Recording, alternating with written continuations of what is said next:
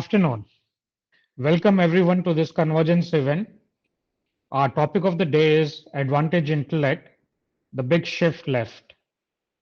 Of course, the very first question to answer would be, what is this big shift left?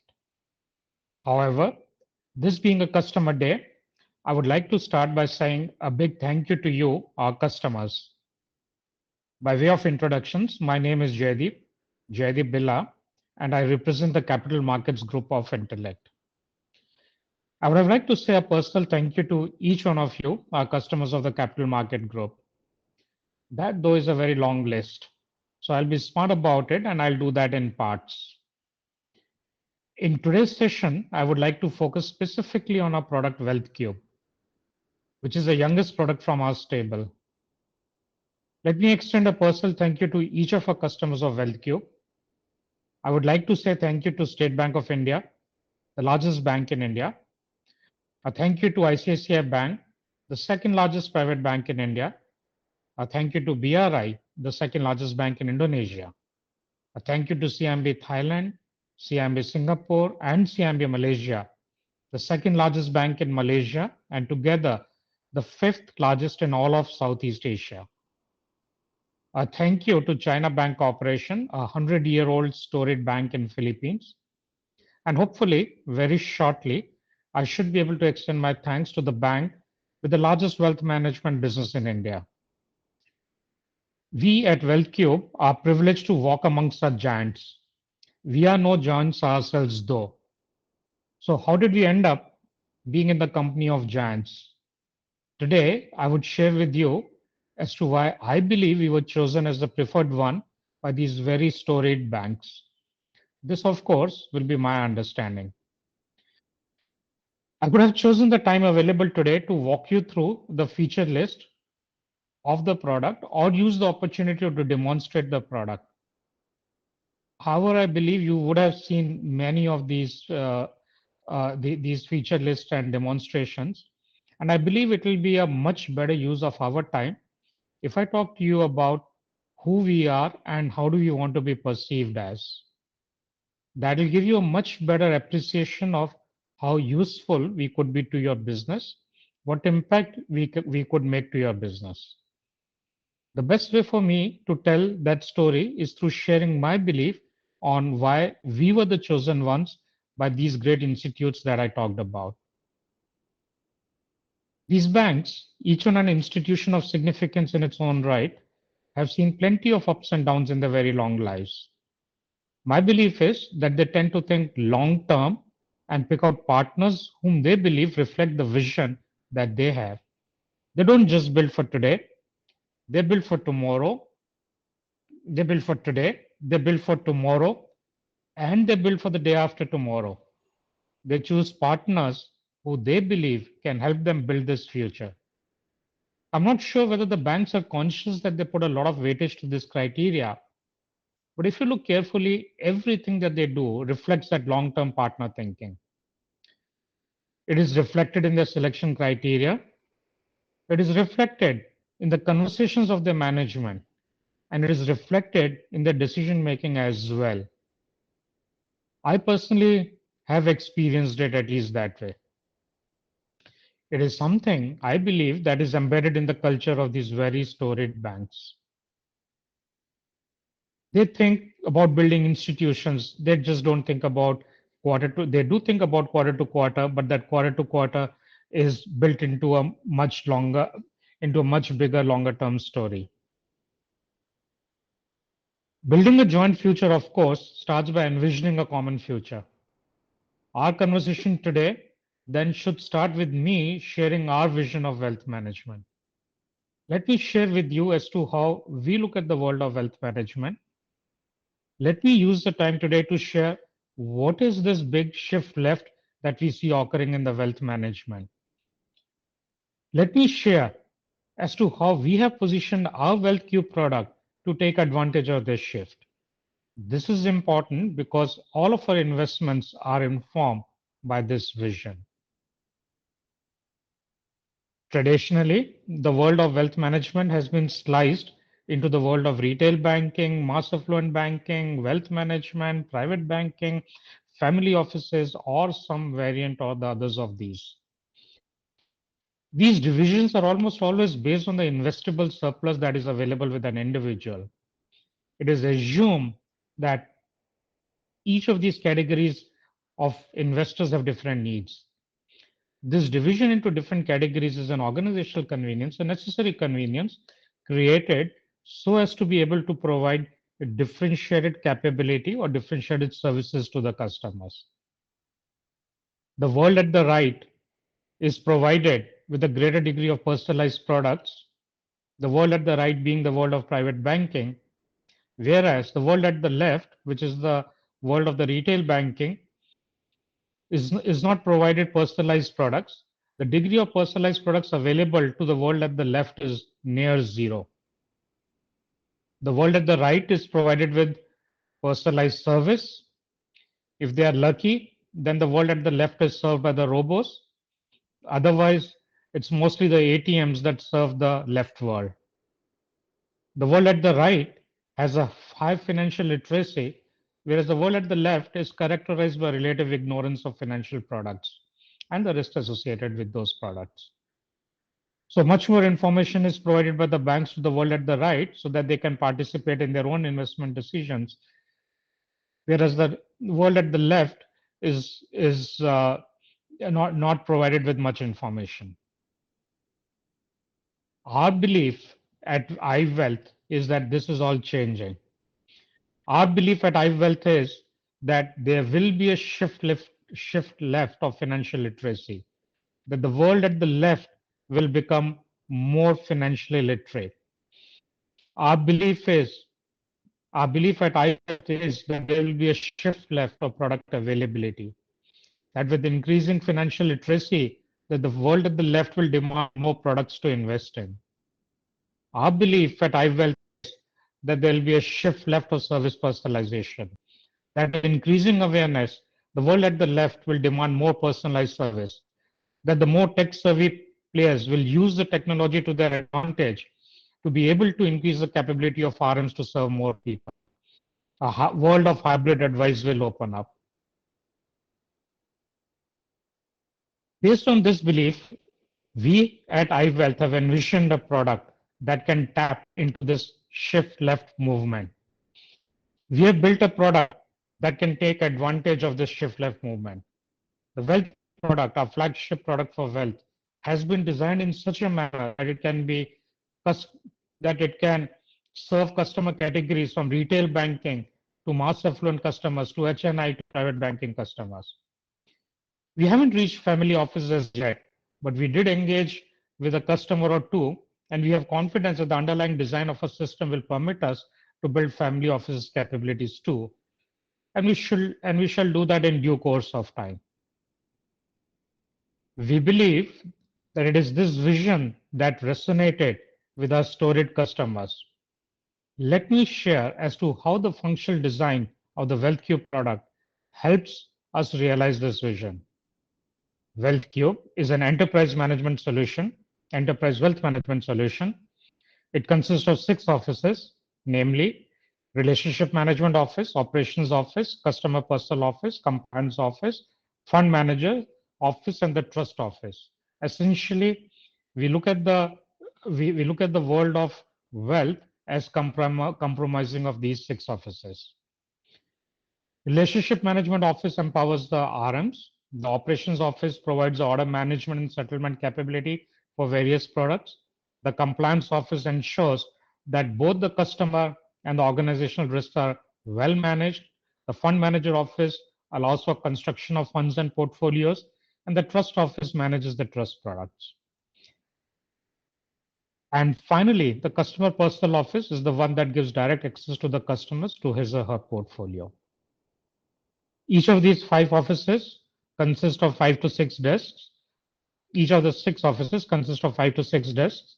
The desks are self-contained modular functionalities that allows the role holders to do their job.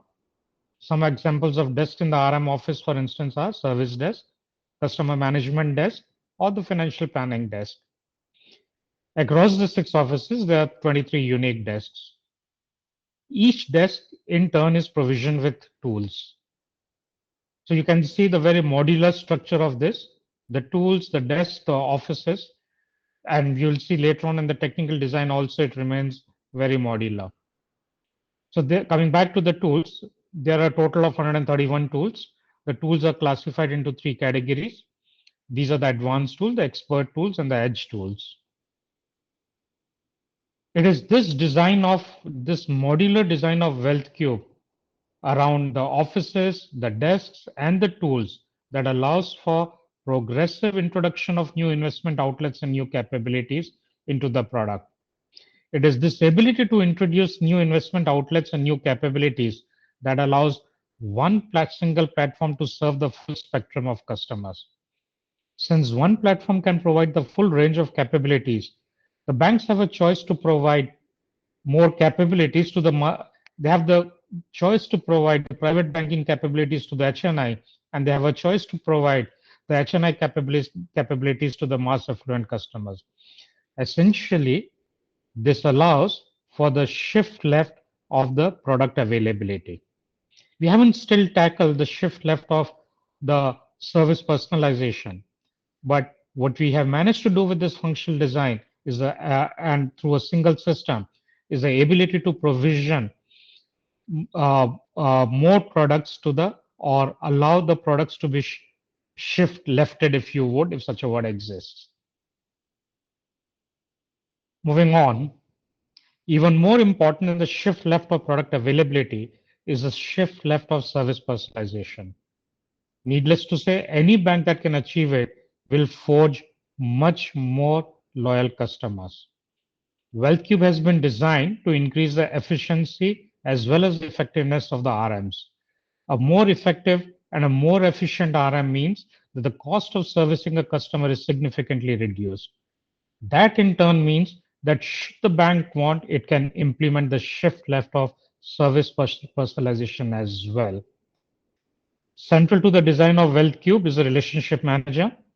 The RM is the single most important entity in the design of WealthCube. Of the 6 offices that I talked about earlier, it is the RM office that is the most important one to us. That is where we make the investments to continue to keep our customers ahead of their competition. Within RM office, there are 2 dimensions on which we focus on. One being improving the capability of RM. The first dimension being the efficiency of the RM, and the second dimension being the effectiveness of the RM. RM Office is currently on its journey 3.0. The preponderance of capabilities within RM Office 2.0, the previous version, was on the efficiency. In the current version, the RM Office 3.0 that we are currently on, the focus is on the effectiveness of the RM. In the RM Office 4.0 journey that we will undertake a year from now, the focus will be to further enhance the effectiveness and efficiency through the active use of artificial intelligence. By the way, it is not that in Journey 4.0, the AI journey, we will not continue to build upon the traditional efficiency or effectiveness tools. We will still continue to do that. It is also not that in 3.0, we do not have any AI tools. We do. It is just that during each life cycle stage, the relative focus on a specific area changes dramatically. To give you an idea about what are the efficiency tools that we have built in RM Office, let me share 1 or 2 examples with you. A key differentiating efficiency tool would be the Spectrum card. What is the Spectrum card? The Spectrum card is designed to provide information on fingertips to the RM. The idea is that all of the information that the RM needs to have a meaningful discussion with the customer is just 1 click away. The keywords here are meaningful conversation and 1 click away. Not just that, but by giving access over iPad, we make sure that the information is available at the time and at the place of engagement with the customer. Lead management, opportunity management, service management would be example of just a few of the other efficiency tools that we have. Coming to the effectiveness, we think of effectiveness as personalization, and there is good reason for that. The more personalized engagement, the more effective it is. One of the key effectiveness tool is the mechanism of alerts and nudges. While the RM Office 2.0 product already has an extensive framework of alerts, We are now, as part of RM Office 3.0, working on nudges. Nudges are essentially event trigger advices for customers to reconfigure their portfolios. An example of such a nudge would be that if a person has money idling in a cash account, he may be given a nudge to invest in a higher interest bearing product. That is just one example. Our learnings on design and efficiency, our learnings on the design of efficiency and effectiveness tools has come in equal measure from our own research and as well from an exchange of ideas with you, our customers. Let me share with you a case that illustrates how our focus on RM and ongoing conversation around that with our customer leads to evolution of our product and shift left. So while we design the efficiency tools in order that the RM can focus more on their actual engagement with their customer rather than waste time on the data collection, one of the financial institutions that we worked with brought a different perspective to it. They realized that the increased efficiency meant a lower cost of servicing. The bank could now potentially profitably service customers lower down the AUM pyramid. They could, in bank own words, play in the blue ocean. Lower AUM is not a space fiercely contested by the competitors and hence the use of the word blue ocean. That realization in turn led to the bank having conversation with us to build a hybrid model where a decision could be taken by the customer but ratified by the RM, a sort of self-assisted self-service. This is or what the industry says today is a hybrid advice. So this specific design and a focus on the RM office led to the further evolution of hybrid advice, and which has basically reinforced our ability to provide the right hand services to the left hand groups, or rather allowed us to enable the shift left of services. The underlying technical design that makes it all possible is the API first design of WealthCube. It is not just the functional design, but it is also the technical design which enables this. Both are equally important. One of the key issues in having one system serve more than one segment is the design of a common UI. Banks do believe that they need different UIs for different segments of customers, a different experience for different segment of customers. An API-centric design helps a lot over here. An API allows for the separation of concern between the backend logic and the front-end interface. Since the entire WealthCube product has been built in an API-centric way, therefore the product provides the advantage to quickly build out new experiences on the UI UX layer. We don't have to change the backend APIs; they remain constant. That's where that's where the bulk of the complication is, and that does not change.